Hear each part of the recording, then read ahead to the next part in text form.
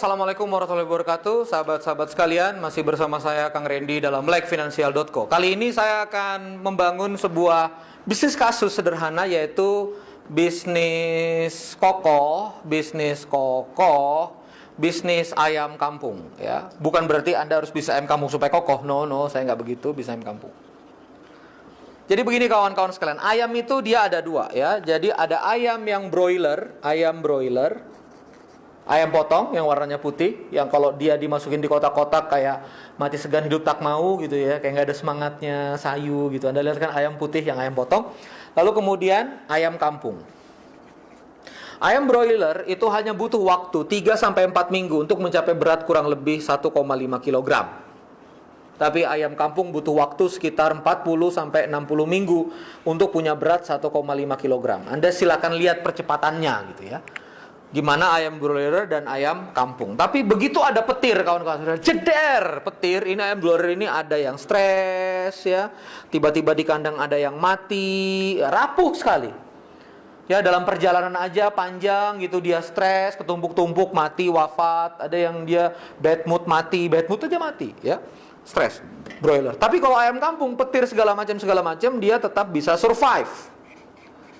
Kenapa? Karena dia tumbuh secara organik. Dia cari makan sendiri, dia patuk-patuk tanah, dia keluar. Paling kalau ada petir, hujan dan segala macam, dia cukup berteduh di bawah pohon, lalu kemudian dia keluar dan dia seger lagi. Apa yang saya maksud kawan-kawan sekalian? Banyak bisnis yang masuk dalam kategori ini, ayam broiler. Kenapa? Karena dipaksa besar dengan cepat. Oke? Dipaksa besar dengan utang, diinjek ini, diinjek itu, besar tapi dia rapuh. Ketika marketnya nggak jalan, ya, salesnya kurang, akhirnya dia capek untuk mencicil, akhirnya dia mati. Tapi bisnis ayam kampung itu bisnis yang menabung profit terus menerus selama, dan akhirnya dia kuat kokoh. Mau market turun, mau market nggak ada, dia bisa tegak. Ini bedanya. Ya. Kalau misalnya market nggak ada, ya sudah. Oke, saya ambil contoh. Alat berat. Bisnis broiler alat berat dengan hutang. Saya punya kawan, memang dia alat beratnya hutang. Ya. Karena hutang, kalau misalnya ketika batu bara lagi jatuh dan seterusnya, akhirnya alat beratnya nggak kepake, ya akhirnya bingung mau mencicil alat beratnya seperti apa. Nah, kawan saya, orang tuanya hanya punya 2 alat berat. Tapi alat beratnya ini cash. Apa? Cash. Begitu batu bara nggak jalan, alat beratnya duduk manis, berzikir di garasi. Alat beratnya tinggal duduk manis aja dia, berdiam, berzikir di garasi, udah tenang, nggak ada terganggu. Karena apa? Karena itu dibangun dengan cash. Dari alat berat yang sederhana, nabung profit, beli lagi alat berat satu, lama tapi dia kokoh. Saya nggak tahu, di Melek Finansial ini saya sedang campaign sebetulnya. Saya juga sepakat sama guru kita bersama DWK Prayoga, kita nggak usah gegap gempita gitu. Jadi kalau bisa punya kosan, itu cash gitu kan, dari komisi affiliate, misal aku nggak nyinggung siapa-siapa ya gitu, misalnya gitu. Nah kawan-kawan sekalian, jadi apa yang harus dilakukan? Ingat, arus finansial bisnis sejati yang track 1, saya ulangi lagi ya. Itu studi kasus, modal. Coba perhatikan, modal kerja berputar jadi apa? Sales, kan gitu ya. Modal kerja, terus di sini barang atau misalnya alat, lalu kemudian jadi sales. Sales jadi COGS. Ini biar diulang terus ya, biar paham. COGS jadi gross. Gross jadi OPS. OPS jadi apa? Net gitu loh. Net profit. Berputar lagi. Nah, kalau misalnya Anda injek modal kerja itu dari pihak, misalnya lembaga institusi finansial IF, Anda injek, maka begitu sampai OPS, maka OPS ini akan lelah untuk mencicil. Ngerti nggak maksudnya? Cicilan itu kan di OPS kan? Bunga beserta beban itu di OPS. Artinya apa? Net akan tertekan, di-push. Net itu akan tertekan. Iya kalau salesnya emang gede. Nah, bocor dari sini. Jadi banyak UKM itu bisnis hanya menyelamatkan cicilan bulan demi bulan. That's the problem. That's your problem. Dan itu menurut saya jebakan pikiran. Contoh, Anda punya target cicilan 8 juta.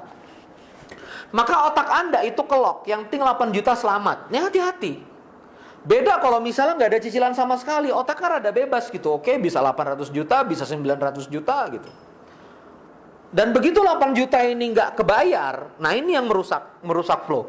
Begitu 8 juta nggak kebayar, Anda galau. Begitu Anda galau, Anda nggak lagi bisa memperhatikan value di produk. Ini kan produk ini. Ini kan produk. Begitu Anda galau dengan cicilan, mulai ditagih oleh debt collector, Anda mulai ditagih, mulai terus-menerus didesak dan segala macam. Akhirnya Anda lupa dengan kualitas. Akhirnya Anda lupa dengan pelayanan, Anda lupa dengan kualitas produk. Lupa Anda. Begitu Anda lupa, sales turun. This is the satanic circle that what happened in SME, Small Medium Enterprise, UKM. Karena Anda bocor di UP, Anda bocor di OPS, cicilan, begitu cicilan gak kekejar, Anda akhirnya pakai short term debt, utang jangka pendek yang 5% per bulan, yang 3% per bulan, yang 8% per bulan, debt kolektornya makin keras, Anda ambil yang 10% per bulan. So Anda lupa, kalau Anda bisnis catering, Anda lupa kualitas nasi, Anda lupa kualitas ayam. Kalau Anda bimbingan belajar, Anda lupa kualitas guru. Anda sibuk gimana overcome, menyelesaikan cicilan. That's what happened. Jadi, saya sama sekali nggak ada ngebahas riba atau tidak riba. No, it's not my issue. Itu bukan isu saya. Isu saya adalah kekokohan bisnis. Isu saya adalah kekokohan bisnis. Isu saya bukan riba nggak riba. Kalau riba nggak riba, someday ada yang ngaku-ngaku syariah, Anda ambil juga gitu loh. Nah, jadi kawan-kawan sekalian, isu saya adalah kokoh. Apakah Anda sudah kokoh atau tidak gitu loh. So, sekarang coba difikirin dari bisnis kasus yang saya temukan, mulai dari alat berat, mulai dari fashion. Kenapa Keke Group? Alhamdulillahirabbil alamin, saya bersyukur pada Allah Subhanahu wa taala. Keke Group kenapa? Begitu misalnya quote and quote fashion turun, kami tidak begitu goyang karena hampir 60% lebih adalah modal kami sendiri. Jadi waktu dia turun, ya sudah turun. Beberapa orang begitu pasar turun, cicilan tetap jalan. Kami pasar turun, ya sudah. Karena ini modal kami sendiri, kain-kain kami sendiri, kami tinggal simpan. Stok kami tinggal simpan gitu. Itu oke aja, nggak begitu rusuh gitu loh. Jadi kawan-kawan sekalian, mulailah berpikir lambat kuat. Yang kita pikir adalah longevity, keberlangsungan, ya. Yang kita pikir adalah gimana caranya bisnis kita bisa survive terus. Gimana caranya pelanggan kita bisa on terus. It's not about besar cepat, beda. Dan besar cepat itu ya semua sunatullah. Bayi 9 bulan 10 hari. Anda paksa cepat, mati dia. Anda paksa 3 bulan lahir, mati dia. Ayam 40 minggu, Anda booster, suntik ini, suntik itu, suntik hormon. Besar dia 4 minggu. Anda lihat Anda lihat ayam broiler. Disuntik ini, suntik itu, besar dia 4 minggu.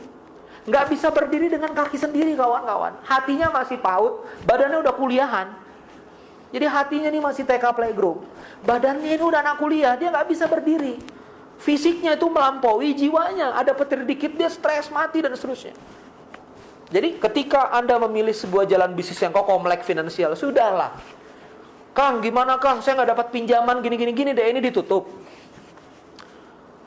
State, sebut ke saya, berapa modal? 10 juta. Ya udah, kan kita udah belajar tadi. Orang tadi kita, 3 minggu 500 jadi 1000, berapa tadi kan kita simulasi kan? Jadi berapa tadi? 2000 asetnya. Ya, itu memang ada utang sih dia 1000. Cuma kan kalau memang oke Kang, saya mau 10 juta, udah mulai dari 10 juta, goyang 10 juta gitu loh. Beli sepatu, sales naikin, oh ada net, masukin lagi ke modal kerja, beli sepatu lebih banyak, masukin lagi terus. Keke Group itu punya sekitar hampir dulu 50-60 distributor. Sekarang mengecil 22. Tapi yang besar cuma 5. Semuanya memulai dari angka yang sama, 50 juta. Tapi dahsyat, ada yang sampai belasan miliar, ada yang cuma sekian miliar. Bayangin. Mulainya sama, 50 juta, sama. Sorry ya, kasar dikit. Bukan kasar sih, maksudnya biar teman-teman ngerasa feel-nya gitu. Blow on-nya dulu sama. Masih muda, cupu gitu 10 tahun yang lalu. Dan memulai dari 50 juta, angka yang sama, rumah yang sama. Start dari kendaraan yang sama. Dan Keke juga dulu masih belum sebesar sekarang. Tapi kenapa ada yang sampai bisa belasan M, ada yang nggak tumbuh? Karena saya lihat ada orang yang, beberapa distributor kami saya lihat yang disiplin sekali. Beli rumah baru-baru aja, beli Pajero baru-baru aja. Tapi sebelumnya itu semuanya ke baju, semuanya ke baju, semuanya ke baju ditabung. Dan ini yang saya inginkan ke para member-member di Melek Finansial. Bismillah, semoga Melek Finansial jadi melek kehidupan, jadi melek dosa-dosa ya. Jadi melek mana jalan yang benar, mana jalan yang salah. Semoga Allah karuniakan al-munawwir qulubuhum, nawirna qulubuhum, dicahayai hati ini biar jalannya lurus. Semoga jadi bisnis yang kokoh. Wassalamualaikum warahmatullahi wabarakatuh.